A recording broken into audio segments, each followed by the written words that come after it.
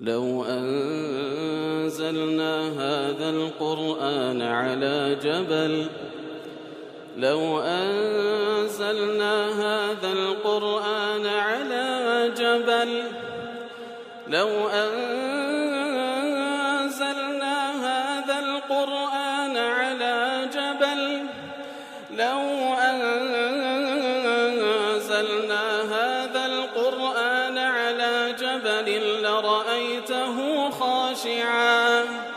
لرأيته خاشعا متصدعا من خشية الله وتلك الأمثال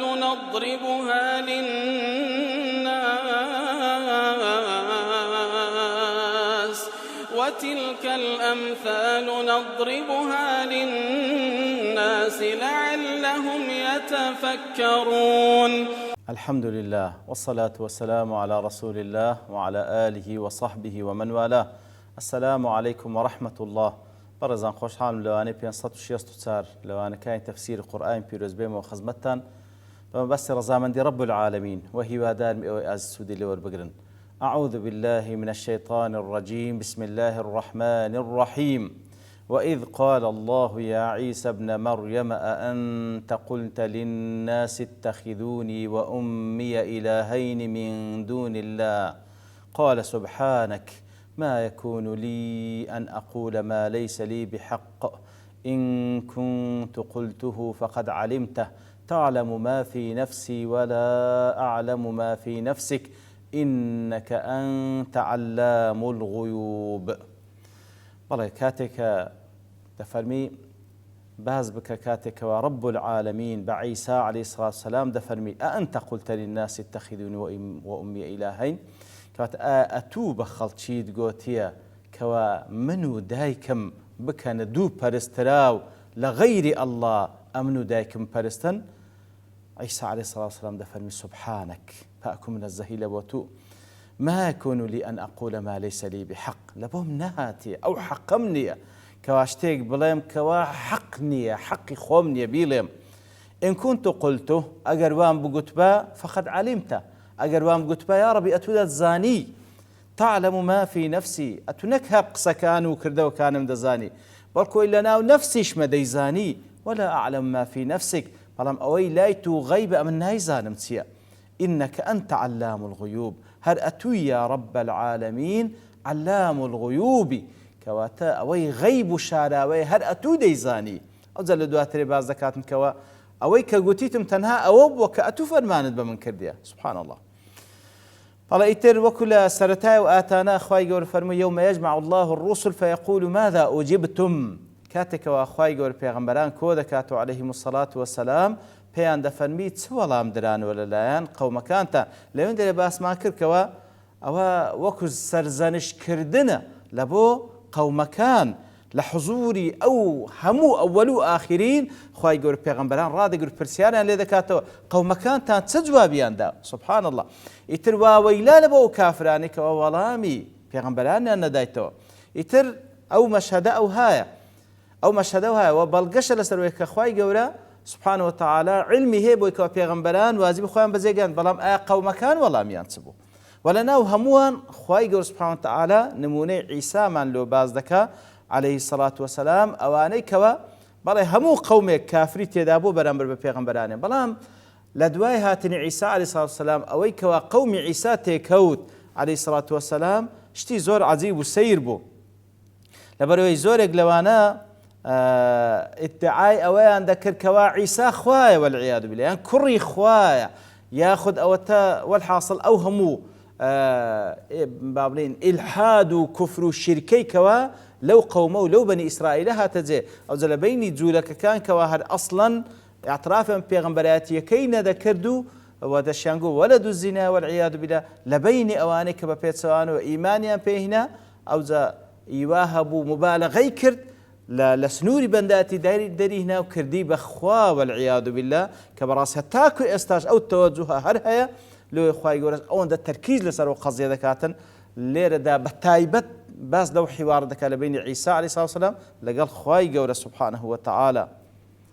لەگەڵ ئەو هەموو ناز و نعمەت و لەگەڵ ئەو هەموو عزاتێکەوە خوای گەورە سەر دەستی عیسا نیشانیاندا بوو ئەوجا بەو شێوەش کەواتە لێرەدا مەبەستەکە چێ ئیکذابا لەهم فی ئیفترائهم عەلەی کەواتە کاتێک ئەوانەی عیسا دەپەرستن عەلەیهی سەڵاتو وەسەلام درۆ لەسەر عیسا دەکەن عەلەیهی سەڵاتو وەسەلام خوای گەورە لێرەدا لەو مەشهەدەدا تاوەکوو بە درۆیان بێختەوە لەو ئیفتراءاتانی کە کردیتیان وتثبیتا للحجة على قومه وزياتر إقامة حجة لسر قومك فهذا سر سؤالي تعالى له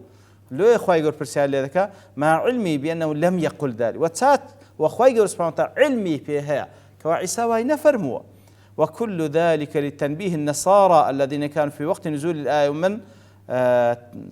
تؤثرهم على قبح مقالتهم وركاكة مذهبهم واعتقادهم كواتا لێرەدا خوای گەورە ئەو ئاتانەکە لە بۆمان باز دەکە لە کاتی نزولی ئەو ئاتانەکەوە ئەوەی لە زەمانی پێ سەڵدەم ژیانی ئەو نەسرانیان و هەروەها لە دوای ئەوان تا ڕۆژ قیامەتێ تاکو ئاگاداریان بکاتەوە کەوە ئەو قەولەی ئەوان دەیڵێن کەوە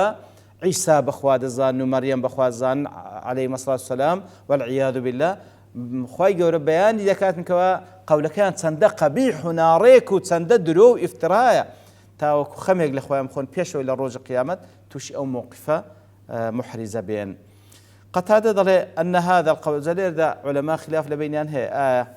ئەو قەولەی خوای گەورە لێرەدا لەگەڵ عیسا عەلەیهی سەڵاتو وەسەلام ئەو گفتوگۆیە لە دنیایەدا پێش ئەوەی عیسا عەلەیهی سەڵاتو وەسەلام با بڵێن پێش قیامەتێ لە دنیایەدا خوای گەورە ئەو گفتوگۆی لەگەڵ کردیە یاخود لە قیامەتێ ڕوودا قەتادە دەڵێ ئەن هذا القول يكون يوم القيامة لروج قيامته لبرو لدواي دفن هذا يوم ينفع الصادقين صدقهم سديد له هذا الخطاب والجواب في الدنيا نخل ولا دنيا وصوبه ابن جرير أو رأيه سدي براز دزاني قال وكان ذلك حين رفعه إلى السماء لو كاتيب خواي قول أو قفت قوي لقال عيسى كر عليه الصلاة والسلام لو كاتك برزي كردوا لو آسمان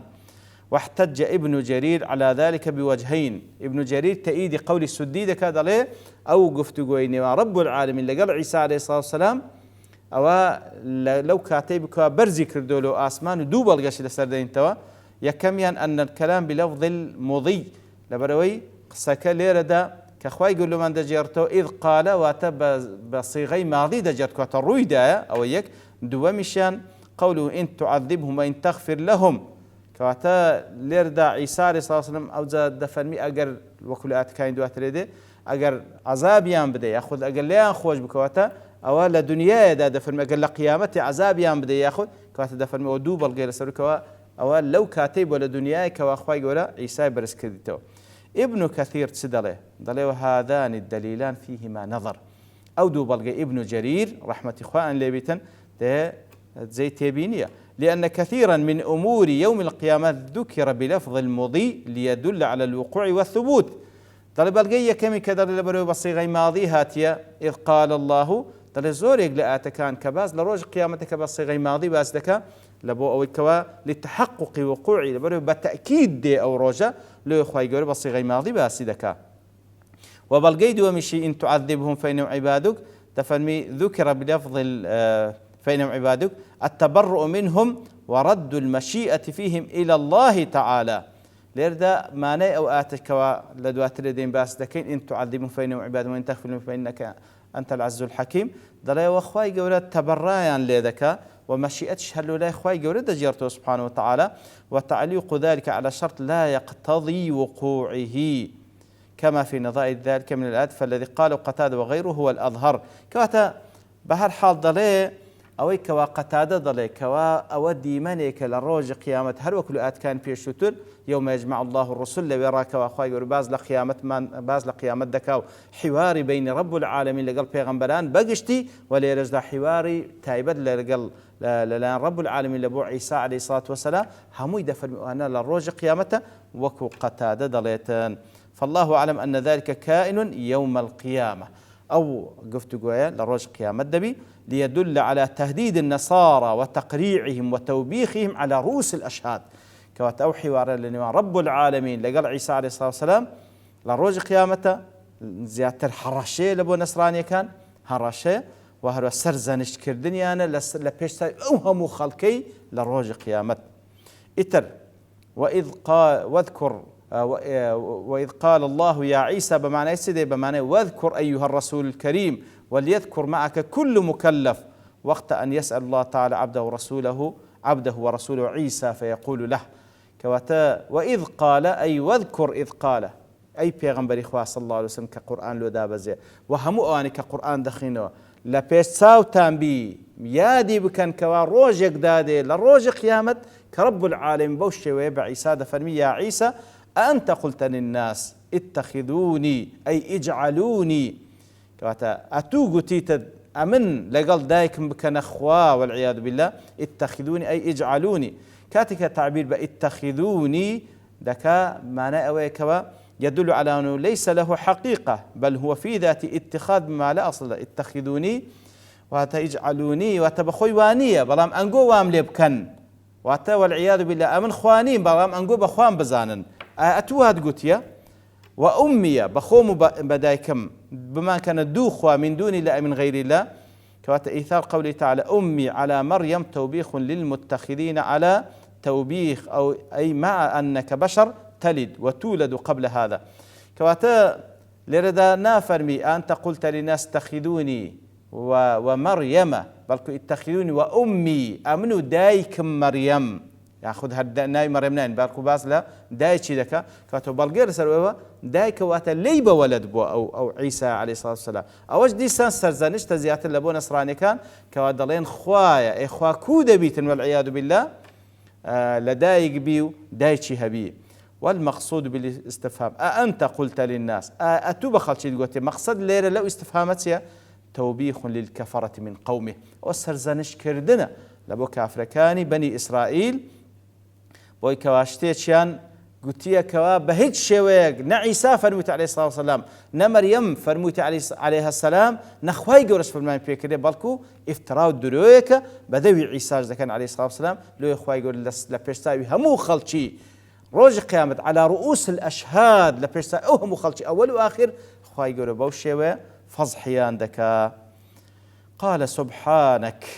عيسى عليه الصلاة والسلام كاتك رب العالم بيدا فرمي أتوقو تيتد أمنو دايكم بكنا دو برستراو زيقل الأخواب ما برستن قال سبحانك وأنزهك تنزيها لائقا بك من أن يقال هذا وينطق به كواتا أخويا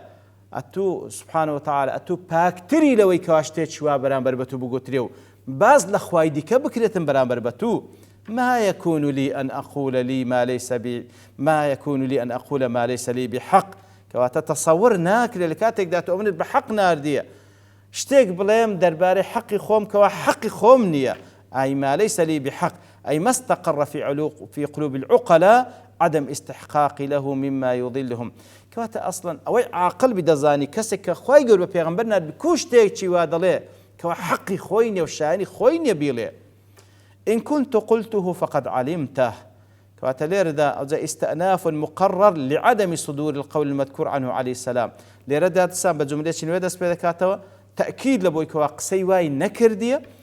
ببلغي بالطريق البرهاني ليرد بلغيك ديني توا فإن صدوره عنه مستلزم لعلمه تعالى أجر وام قلت بي خواه أتودزاني إن كنت قلته فقد علمت أجر وام قلت بي أتودزاني يا رب العالمين چونك هيج تيق لخواي قلنا شادريته تعلم ما في نفسي أتونك هر قصة كاني من دزاني يا رب العالمين كردوا كان بالكو أوي لنا نفس الدلو درونيش من دي زاني ولا أعلم ما في نفسك دريو بيان للواقع وإظهار لقصوره وبيان واقعي بنداتي خويدك أي ولا أعلم ما تخفيه من معلوماتك أوي كواتو لبو ما باسد كده لعلم خود دي زاني بلام أوي كوا شاديدتو لإيما إما نازانين تسهيل غيبيتو يا رب العالمين بلام أتو هموش تيشي إيما دزاني نك هاركارو كردو وقفتار كانوا أوي كوا دشي شارينو دي زاني إنك أنت علام الغيوب أوي كوا غيبة هموي لايتو آشكرايا علام صيغة مبالغة واتوي غيبة أوي شاراوية هموي لايتو يا رب العالمين والمراد تعلم ما أعلم أوي أمن دزانم أتو ديزاني يا رب العالمين ولا أعلم ما تعلم بلام أوي أتو ديزاني أمن هاي زانم وتعلم ما في غيبي أوي أمن لغيب لشارا وهيتم أتو ديزاني ولا أعلم ما في غيبك بلام أوي أتو لأيمة شارتو أمن هاي زاني يا رب العالمين وتعلم ما أقول وأفعل أوي أمن بليمو بيكم أتديزاني ولا أعلم ما تقول وتفعل إنك أنت يا إلهي علام الغيب أوي أتودي لي أوي أتودي كي مجر أوي كب راس تخو بيم رابجين أجر من هيس نازم لغيبتو يا رب العالمين كوات أو بري بندايتي خويدا وين لبو رب العالمين لدوات ريز أوز دفن ويتسين بيغوتينا ما قلت لهم إلا ما أمرتني به أن اعبدوا الله ربي وربكم إلى آخر الآية كواتا لرد أو قفتقويا وكوتمان لقول راجحي مفسرين أويكوا للرجع قيامته لبيشتاوي همو خلشي خواي قولة برسال لعيسى ذكا وعالم تريش أبويكوا كوا نيقوت يا بلام لبو سرزنش كدني قومكي تاوكو قومكي بشاهدي عيسى عليه الصلاة والسلام مستحقا بعذاب رب العالمين خافنا من ده. وصلى الله وسلم على نبينا محمد وعلى آله وصحبه أجمعين وآخر دعوانا الحمد لله رب العالمين. لو أنزلنا هذا القرآن على جبل لرأيته خاشعا متصدعا من خشية الله وتلك الأمثال